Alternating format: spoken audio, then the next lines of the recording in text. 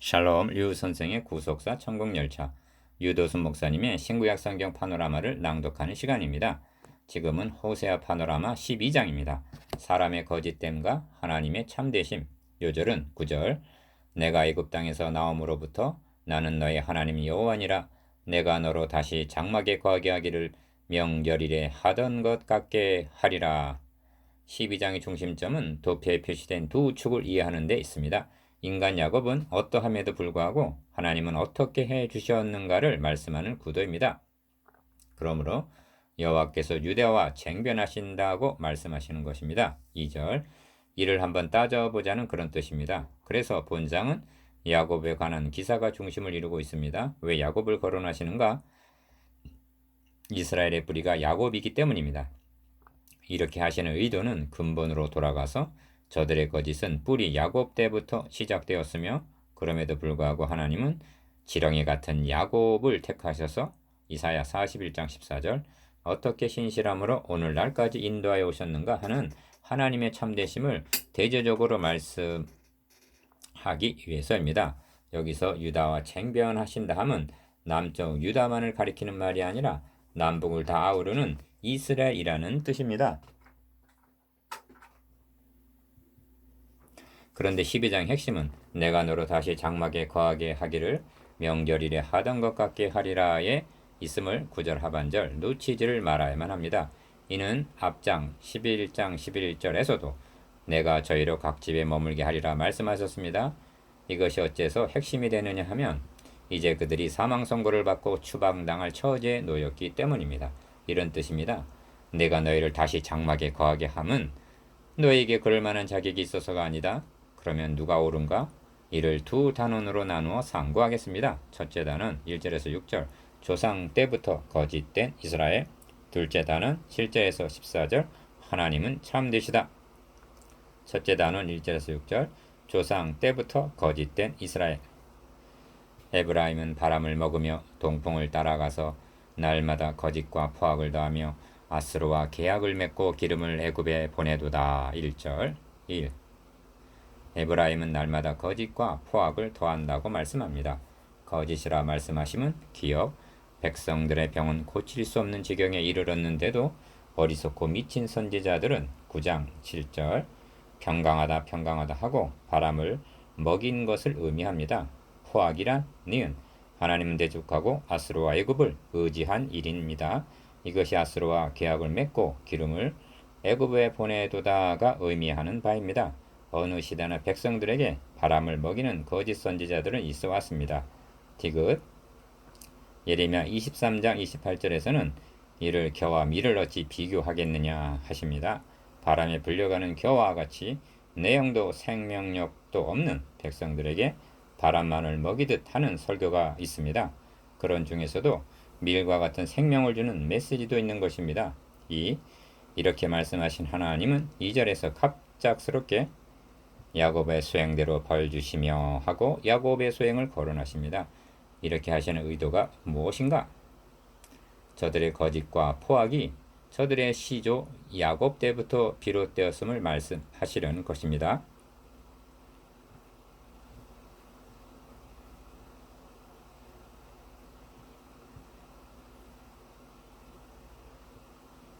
이 점을 쟁변 즉 따져보자는 것입니다.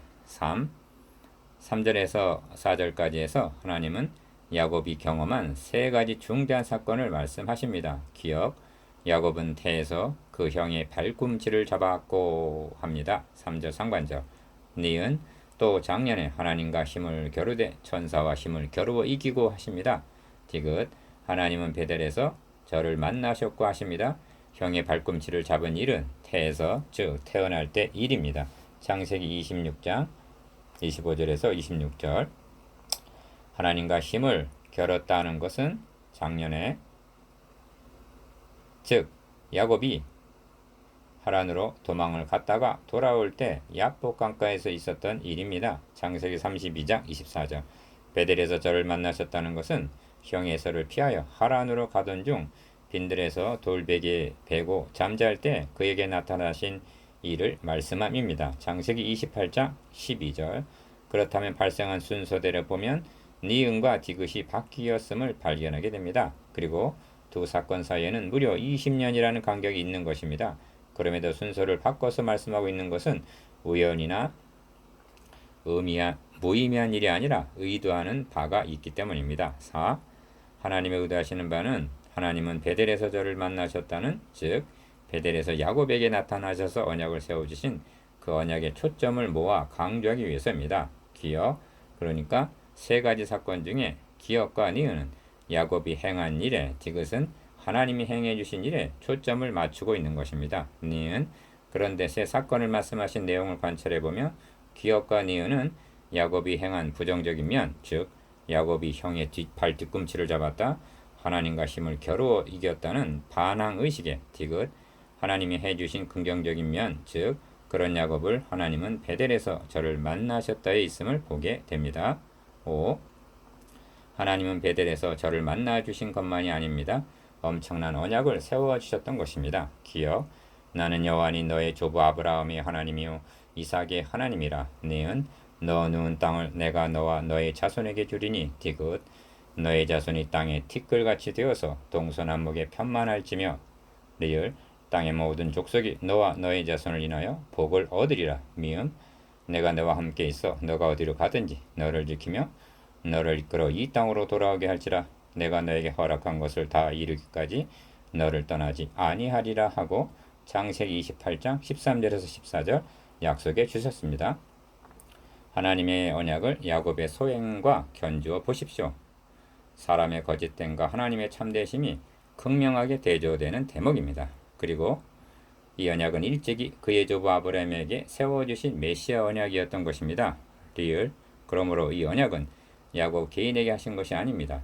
야곱을 조상, 대표자로 하여 이스라엘 전체에게 하신 언약이었던 것입니다. 그러므로 거기서 우리에게 말씀하셨나니 하는 것입니다. 4절 하반절, 이를 상기시키는 데는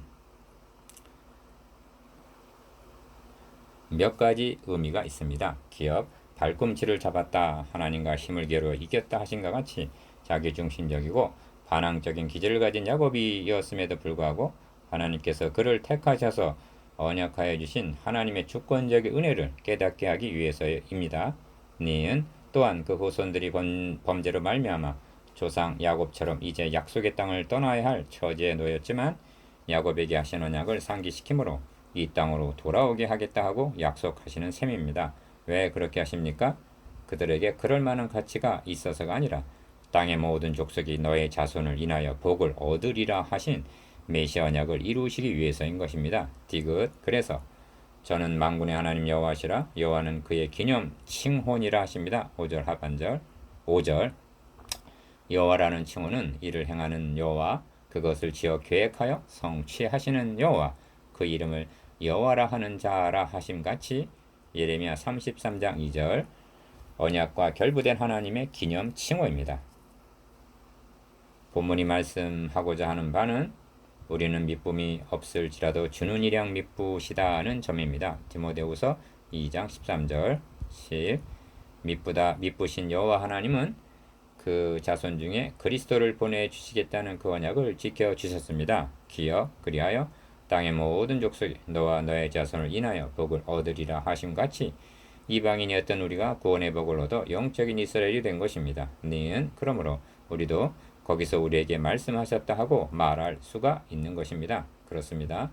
내가 너와 함께 있어 너가 어디로 가든지 너를 지키며 너를 이끌어 이 땅으로 돌아오게 할지라. 내가 너에게 허락한 것을 다 이루기까지 너를 떠나지 아니하리라는 창세기 28장 14절 언약은 여러분에게도 유효한 것입니다. 8. 이렇게 언약을 상기시킨 후에 그런즉 너의 하나님께로 돌아와서 인애와 공의를 지키며 항상 너의 하나님을 바라볼지니라 하십니다. 6절, 기억, 하나님은 미가 선지자를 통해서도 사람아 주께서 선한 것이 무엇임을 너에게 보이셨나니 여호와께서 너에게 구하시는 것이 오직 공의를 행하며 인자를 사랑하며 겸손히 너희 하나님과 함께 행하는 것이 아니냐 하고 말씀하셨습니다. 미가서 6장 8절, 니은, 이것이 언약에 신실하신 하나님께 대한 우리의 응답이어야만 합니다. 둘째 단원 7절에서 14절, 하나님은 참되시다. 내가 애굽 땅에서 나옴으로부터 나는 너희 하나님 여호와니라. 내가 너로 다시 장막에 거하게 하기를 명절일에 하던 것 같게 하리라. 9절. 1. 둘째 단원의 중심점은 두 번이나 언급하고 있는 애굽에서 인도하여 내셨다는 데 있습니다. 9절, 13절. 첫째 단원에서는 이스라엘의 조상 야곱을 거론하심으로 사람의 거짓됨과 하나님의 참되심을 대조적으로 말씀하셨는데, 본 단원에서는 출애굽을 상기시키므로 하나님의 참되심과 사람의 거짓됨을 보여주시려는 것입니다. 왜 출애굽을 상기시키는가? 기어 하나님께서는 야곱을 하란에서 가나안으로 돌아오게 해 주신 것만이 아닙니다. 야곱의 자손들을 애굽에서 가나안으로 돌아오게 해 주셨던 것입니다. 니은 하나님은 가족을 데리고 애굽으로 내려가는 야곱에게 나는 하나님이라 너희 아비의 하나님이니 야곱으로 내려가기를 두려워 말라. 내가 거기서 너로 큰 민족을 이루게 하리라. 내가 너와 함께 애굽으로 내려가겠고 정녕 너를 인도하여 다시 올라올 것이며 하고 창세기 46장 3절에서 4절 약속해 주셨는데, 그 약속도 지켜주셨던 것입니다. 지긋 이를 상기시켜 주심으로 추방당할 처지에 놓인 저들에게 내가 너로 다시 돌아오게 하여 장막에 거하게 해 주시겠다는 약속을 확고하게 해 주시려는 것입니다.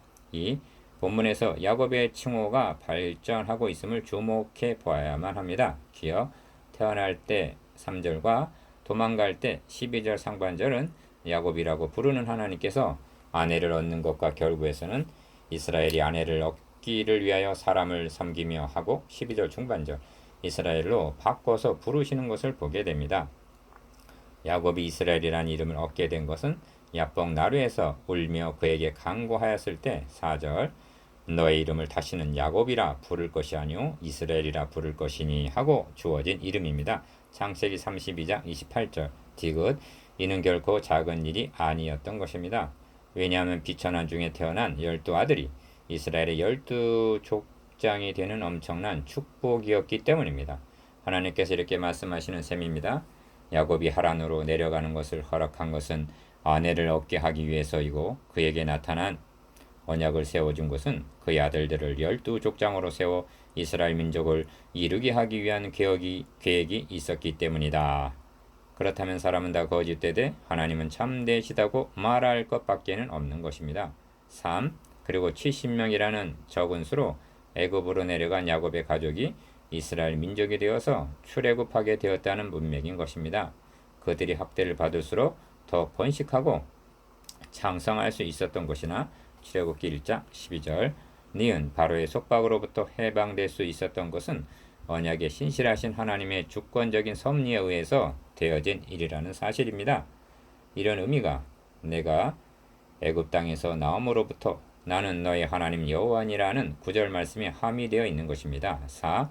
그런데 야곱이 이스라엘이 되었다가 이제는 에브라임 1절과 유다 2절로 바뀌었음을 유념해야만 하는 것입니다. 이름만 바뀐 것이 아닙니다. 본문에는 에브라임이라는 말이 3번 등장하는데 1절, 8절, 14절 기억 에브라임은 바람을 먹으며 날마다 거짓과 파악을 더하며 1절 니은 에브라임이 말하기를 나의 수관 중에서 죄라 할 만한 불의를 발견할 자 없으리라 8절 디귿 에브라임이 경록히 함이 극심하였다고 말씀합니다. 14절 이러한 거짓은 조상 야곱 때부터 있어 왔음을 상기시키므로 사람은 다 거짓되되 하나님은 참되심을 드러내고 있는 것입니다. 5. 그러나 12장을 통해서 말씀하시려는 바는 여기가 끝이 아닌 것입니다. 그러므로 요절로 정한 9절을 깊이 음미해 보아야만 합니다. 내가 애굽 땅에서 나옴으로부터 나는 너희의 하나님 여호와니라 하심은 9절 상반절 기억 너희를 구속하여 너희로 내 백성을 출애굽기 6장 6절에서 7절 삼으셨음을 가리키는 말씀입니다. 신약적으로 말하면 오직 너희는 택하신 족속이요 왕같은 제사장들이요 거룩한 나라요 그의 소유된 백성이라는 뜻입니다.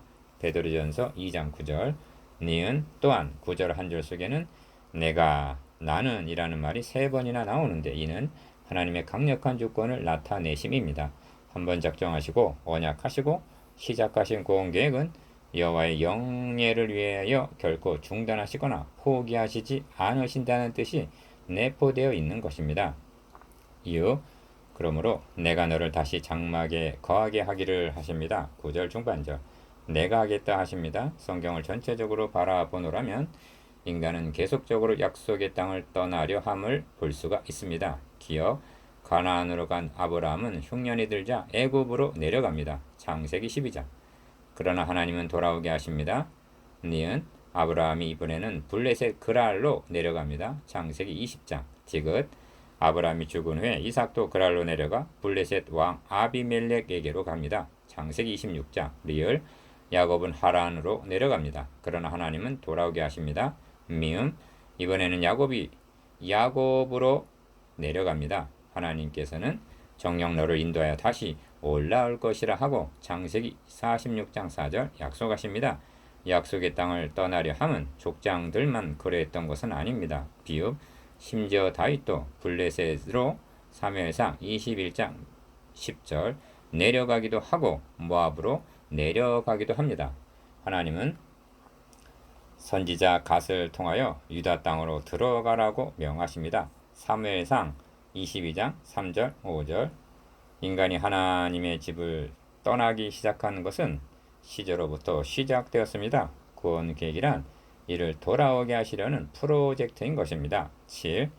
어찌하여 장막에 거하게 하시겠다고 말씀하시는가? 기억 이는 초막절을 염두에 두고 한 말씀임이 분명합니다. 이것이 이어지는 명절일에 하던 것 같게라는 말씀이 뒷받침해 줍니다. 니은 초막절은 광야 생활을 잊지 않기 위해서 기념하는 절기입니다. 그런데 성경은 명절 초막절 끝날을 곧 큰 날이라고 말씀합니다. 요한복음 7장 37절 왜냐하면 드디어 광야 생활을 청산하고 약속의 땅에 들어가게 된 기쁨을 만끽하는 날이기 때문입니다. 디귿 하나님은 3대 절기를 지킬 것을 맹세하셨는데 유월절은 유월절 양 되시는 그리스도에게서 성취되었으며 오순절은 성령 강림으로 성취되었고 이제 남은 것은 초막절뿐입니다. 이 초막절은 주님의 재림으로 성취될 약속인 것입니다.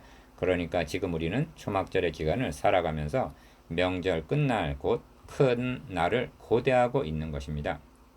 8. 그러므로 내가 너로 다시 장막에 거하게 하기를 명절 일에 하던 것 같게 하리라는 약속은 기억 단순히 이스라엘의 회복만을 의미하는 것이 아닙니다. 왜냐하면 하나님의 구원 계획이란 가나안에서 추방당한 이스라엘에 국한된 것이 아니라 에덴에서 추방당한 인류를 구원하시려는 하나님 나라 회복에 있기 때문입니다.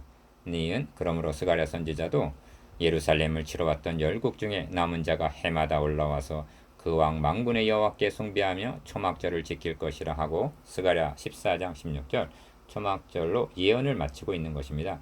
이제까지 약속을 지켜주신 하나님은 이제 하나 남은 약속 즉 주님의 재림하심으로 성취될 너로 다시 장막에 거하게 하기를 명절일에 하던 것 같게 하리라는 초막절도 반드시 지켜주시라는 믿음입니다. 기억 누가 옳은가 따져보자. 그래서 이스라엘과 쟁변하시는 하나님 12장의 결론은 분명해졌습니다. 우리도 이렇게 고백할 것밖에 없습니다. 어떤 자들이 믿지 아니하였으면 어찌하리요? 그 믿지 아니함이 하나님의 믿으심을 패하겠느냐? 그럴 수 없느니라. 사람은 다 거짓되되 하나님은 참되시다 할지어다. 로마서 3장 3절에서 4절